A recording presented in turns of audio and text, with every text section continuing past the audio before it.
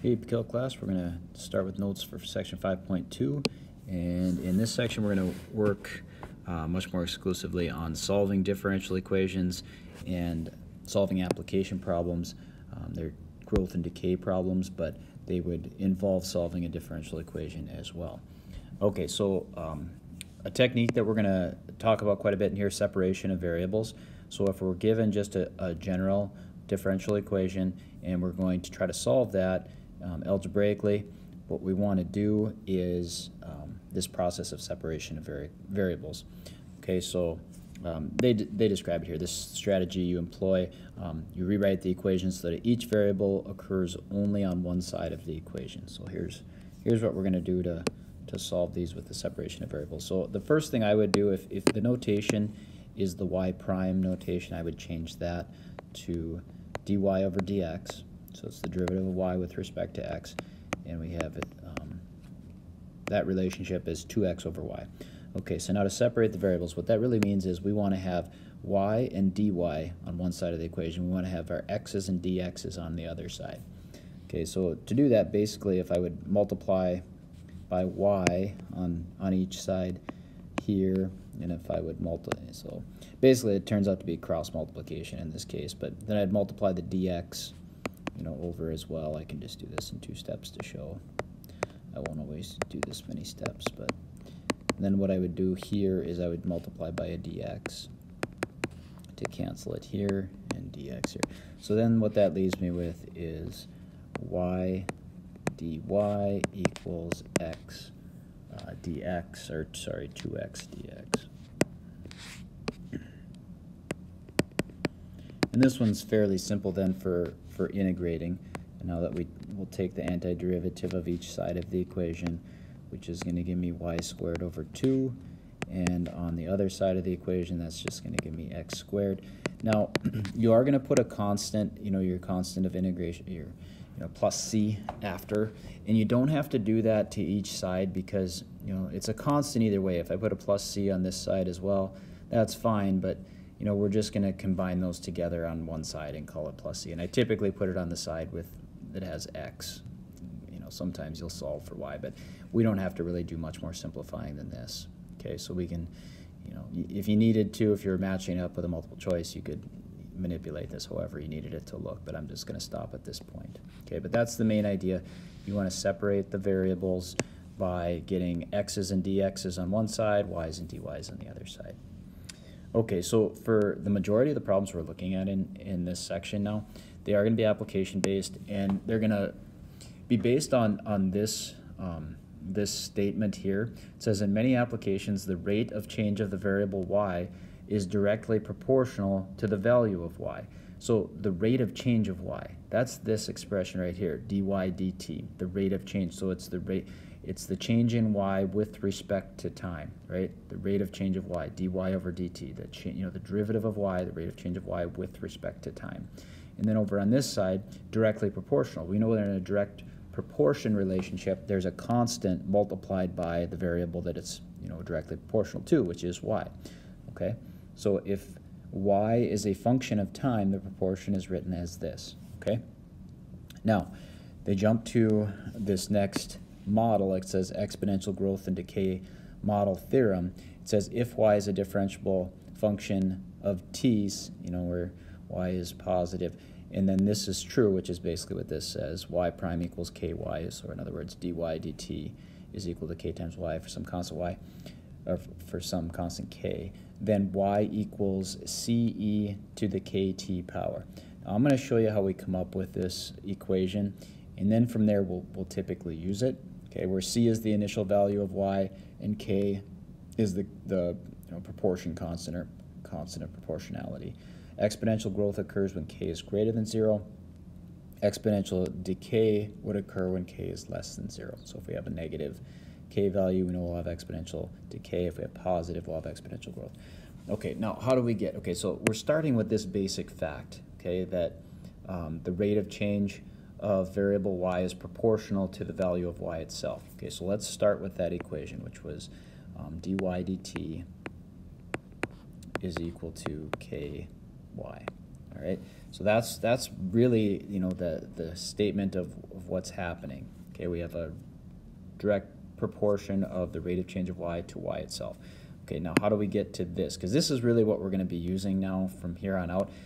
And we're not always going to show this, but we'll just go through the proof of it once right here, and then we'll know if they say, you know, we have one variable that's directly proportional to the rate of change of itself, then we know that this is the relationship that we're going to have. Now, we can use separation of variables, solve the differential equation, and see how this is the case, all right?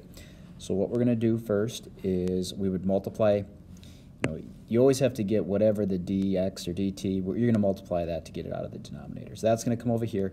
Now the y, because there's a dy on this side, we're going to divide by that. Now, without showing all that work, we'd be dividing by y, and then the dy stays on the left side. We'd be multiplying by the dt, so we'd have k dt on the right side. All right. So now we've got variables separated. We got y, dy, then we have dt, but really no t on this side. We just have a constant, which is our k, and that's okay. We can, you know, we can have a constant there to integrate that.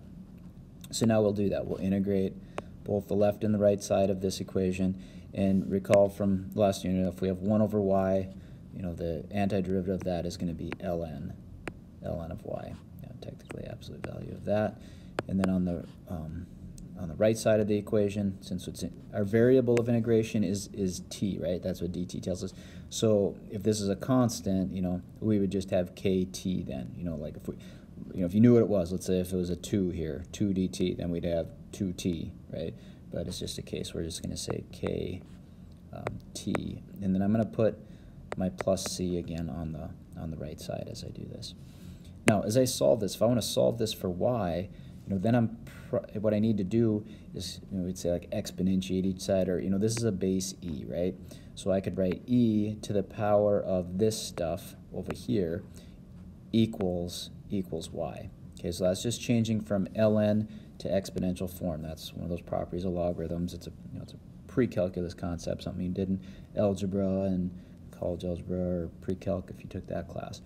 Okay, so now we can rewrite this as y equals, okay, because we're writing it in exponential form, so y is going to equal e to this power, the kt plus c, e to the kt plus c.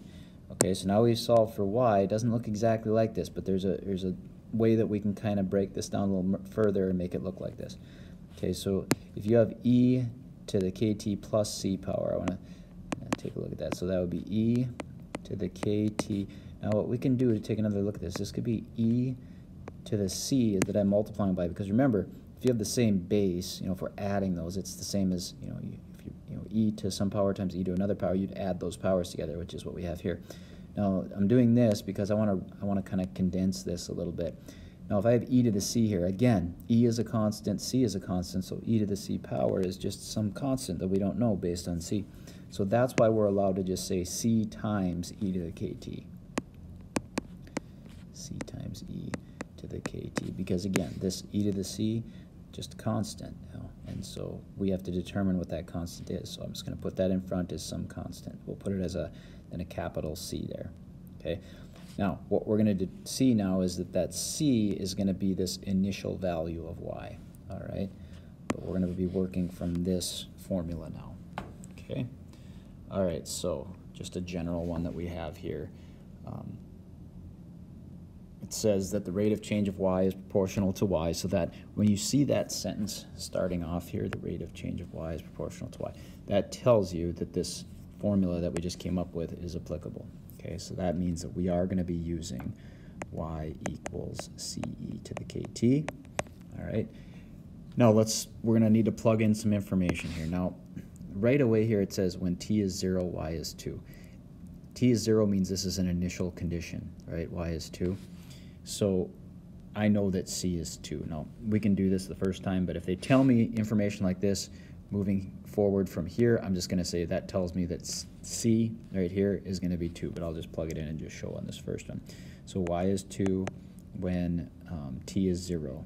So e to the, now if t is 0, that means 0 times k, well, that means I just got a 0 power here. And that's why I know that c is going to be equal to 2. So anytime they give you a time 0, and then they give you a value for that, that's automatically going to be your C value. This will happen every time, because you end up with e to the 0 power, that's 1, so C equals 2. So now my formula is going to read 2e to the kt. So now I've got the C value, the initial condition, filled in. Okay, now I'm going to answer the follow-up question.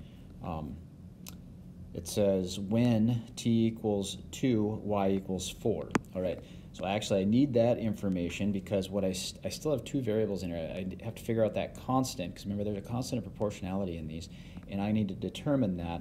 So I need to get the C, which is my initial condition. Then I need to get my K, which is constant of proportionality here.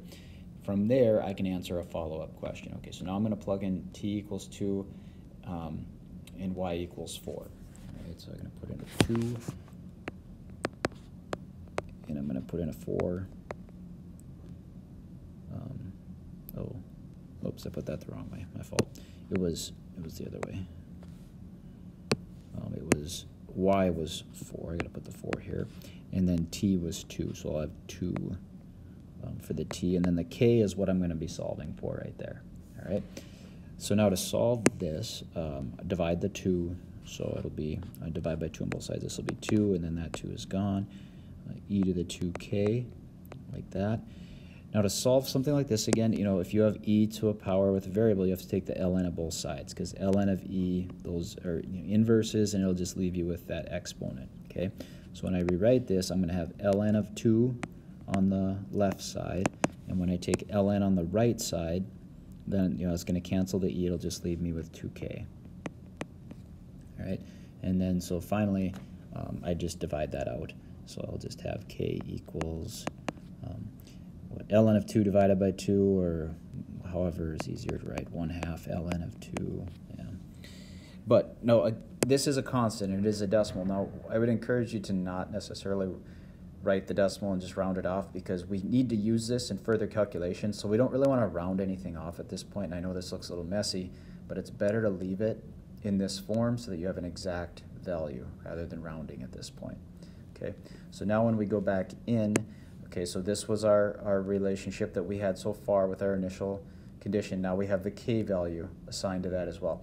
Now this is going to become calculator work, after kind of at this point, because now we're going to plug in 3. So I'll just show you what it is that we're going to type in our calculator. It's going to be y equals 2e and then to the kt power, right? This is k, t is 3, so it's going to be 1/2 ln of 2, and then I'm going to multiply this by 3 for my time, right? So, I have confidence that you're going to be able to type this in 2e, and then you're going to have to multiply this out. Be careful to use your parentheses where necessary here so that you're not taking ln of 6. You'll have to put a parenthesis there. And when you type that in, you should find that you get 5.657 approximately. And we're going to round to 3 decimal places like we would on an AP exam. 5.657. Now it's important, like I said, it's important not to round at this point. I mean, if you round to 3 decimal places here, that's going to cause this answer to be off. So leave this as an exact value. Okay, so there's an example of a rate of change problem where we have, the rate of change of y is proportional to y, so that allows us to use the y equals ce to the kt relationship. Plug in, initial information, and from here, when you see this, you can just know that capital C is 2. Then you're going to plug this in to find your k, and then answer your follow-up question from there. Okay, now that was just kind of a generic, and those are kind of easier to follow. But now we're going to have, we're going to still use that y equals c to the kt model, but these will be more application based, and so we have to maybe think a little harder about how to set these ones up. Okay, so what we have in this example, we're going to talk about radioactive decay. It says, you may recall discussing this topic in college algebra. Maybe you've talked about it in your chemistry classes, but we'll take a little different approach with these problems. Now that we have a formal growth decay model with which to work, we'll work on the assumption that the rate of decay is proportional to the amount of material. Okay, and now we've got some information given here about the half-lives of different radioactive isotopes, I guess. in example 3, it says, suppose that 8 grams of the plutonium isotope Pu-239 was released in the Chernobyl nuclear accident. How long would it take 8 grams to decay down to 1 gram? Okay, so again, we're working off the assumption that we've got our rate of change is proportional to the value of the amount itself. So that means that we're going to use this y equals ce to the kt model for growth and decay. In this case, we know it's decay. And so what we're going to do is so they don't specifically, tell us, what they're asking us, how long is it going to take for 8 grams to decay down to 1 gram? All right, well, it seems like we're missing some information here, but we know this information, which is called a half-life, right? So for example, and we could start with whatever, but they talked about 8 grams. So let's say, so if we had, if we started with 8 grams, that's going to be my C value. So I'll just put it over there. We could use any relationship here as long as it's a, start with something and we end up with half of that, because that's what this means. It means however much we started with, it's going to take 24,360 years for it to become half that amount. So let's just say that we started with 8. That means that we're going to have 4 after 24,360 years. So if I start with 8 grams, and after that amount of time, so it'll be K times that 24,360. Sorry, it's small. And then the K value, right? Because that's what we want to figure out is our constant of proportionality for this relationship, right? And the reason I'm saying 8 and 4, and I could use any relationship here. I could say 150, or I could say 2 goes down to 1, or anything like that, right? But in the end, when I go to solve this, I'm going to have 1/2 here, and I'm going to have e to the whatever the half-life is, 24,360 k, and I'm trying to solve for that k, that constant. Okay. Now to do this, again, if your variable is in the power and e is the base, then you need to take the ln of both sides, because that will cancel that e and just leave you with the power. Okay. So I'll have ln of 1/2 on the left side. When I take the ln of the right side, it's just going to leave me with 24,360 k. And then I can solve, divide this out.